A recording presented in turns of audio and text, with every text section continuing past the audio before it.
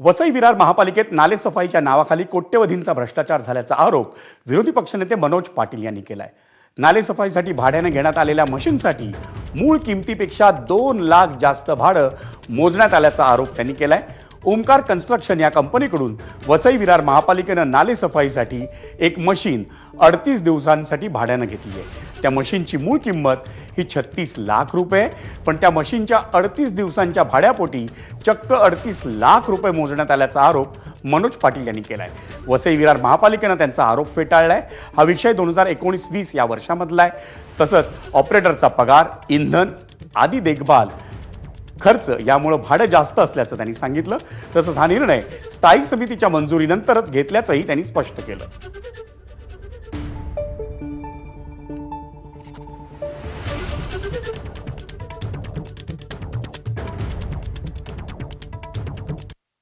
आता जी मुदतवाढ दिली आहे त्याच्यामध्ये आमची सुद्धा हीच मागणी आहे की जे ऑडिट रिमार्क्स आहेत त्यांनी ज्या पद्धतीने सांगितलं की भाडं स्टँडर्ड भाडं आहे ना, प्रत्येक मशीनचं स्टँडर्ड भाडं आहे की किती भाडं आपण द्यावं, त्याच पद्धतीने क्युबिक मीटरमध्ये जो गाळा आहे तो मोजला जावा, जेणेकरून हे जे काही माझा दावा आहे हे 18 कोटी 8 कोटीपर्यंत येतील।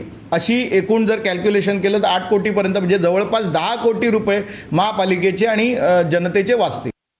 मशिनरीची किंमत 36 लाख असली तरी ती चालवण्याचा, ऑपरेट करण्याचा खर्च, ती मेंटेन करण्याचा खर्च, त्याचं जे डिझेल किंवा जे काही इंधन लागेल त्याचा खर्च, हा खर्च बघता तर खूप जास्त होतो आणि त्याला वर्षभर सांभाळून ठेवणं हे पण एक मोठं काम आहे। त्याच्यामुळे त्यावेळच्या कमिशनरांनी फाईलमध्ये जे लिहिलेलं आहे त्याला पूर्ण स्थायी समितीची रितसर मान्यता घेऊन हे काम केलेलं आहे आणि महानगरपालिका त्याच्याप्रमाणे ऑडिट डिपार्टमेंटला कळवेल की आम्ही असं या कारणासाठी असा खर्च केलेला आहे।